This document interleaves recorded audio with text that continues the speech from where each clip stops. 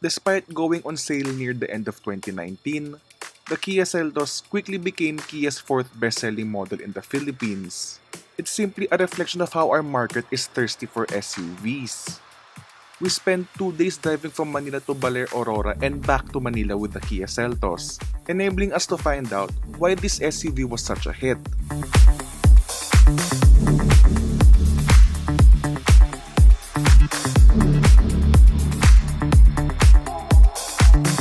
First, the styling. With prices starting at a little under 1.1 million pesos for the LX variant, it clearly doesn't look like anything at its price point. In fact, there's not much separating each variant in terms of aesthetics. Of course, as you climb up the variant ladder, you get the expected added embellishments such as LED daytime running lights. But by and large, they don't look too far off from each other, and that's a good thing. Ganon din ang storya sa loob, offering a reasonable amount of style without too much deviations across each variant. Hard plastics dominate the visually pleasing interior, but that's pretty much on par for the class. An 8-inch touchscreen infotainment system is standard on all variants, which works responsibly and offers a user-friendly interface. Apple CarPlay and Android Auto are also standard, while sounds are played through a nice-sounding 6-speaker sound system.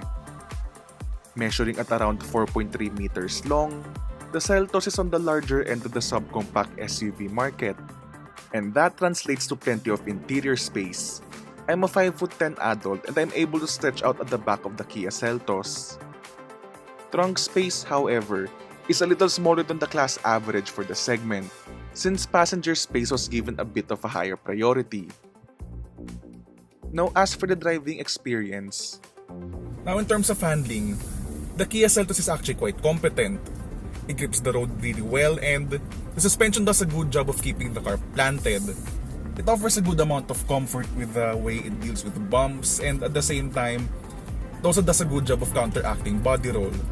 It's a bit firm but nothing too bad, since what that does is it enables the car to counteract body roll, and again at the same time it keeps all four wheels of this car planted on the road, with how well the suspension is tuned to offer a balance between comfort and handling. Now in terms of the steering, it's pretty light and confidence inspiring, but you don't really have much in terms of feedback. So the Seltos is not exactly what you would call sporty, but again, it's competent for most people's needs. Where the Kia Seltos really excels is with how this Kia Seltos travels on a long distance, because sound insulation on this car is pretty good.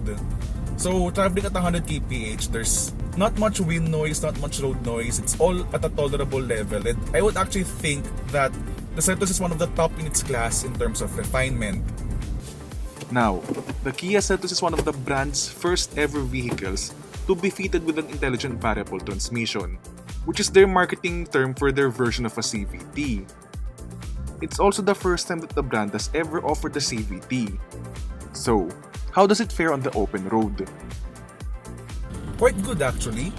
Being Kia's first attempt with the CVT, it's actually quite amazing that they've nailed how a CVT should react. There's none of the annoying rubber band effect you associate with an annoying CVT. It doesn't hold revs, doesn't drone the cabin with a lot of engine noise. It simulates an actual automatic transmission with actual gears.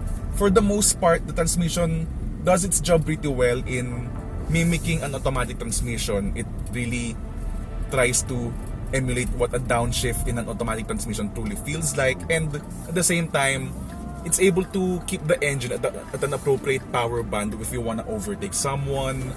Though push it really hard and the CVT will really let the engine be vocal. But that's pretty much expected in this class, where you have an SUV that's of course mainly designed for comfort. On the upside of that, having this CVT or IVT, whatever you want to call it, makes the Kia Seltos quite a fuel-efficient crossover SUV.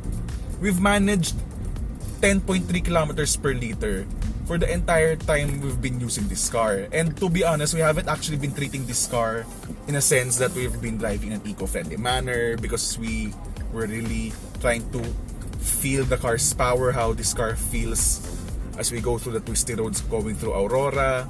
So it's a good job that Kia's first CVT performs really well, and is able to do what it's supposed to do in a competent manner, providing enough performance and at the same time decent fuel economy numbers. It's no wonder then that the Kia Seltos quickly became one of Kia's best sellers. It's got the looks, space, value, and driving dynamics to be a winner. No, it's not a perfect small SUV, but so far, the Kia Seltos is one of the closest to being perfect for the typical small SUV buyer.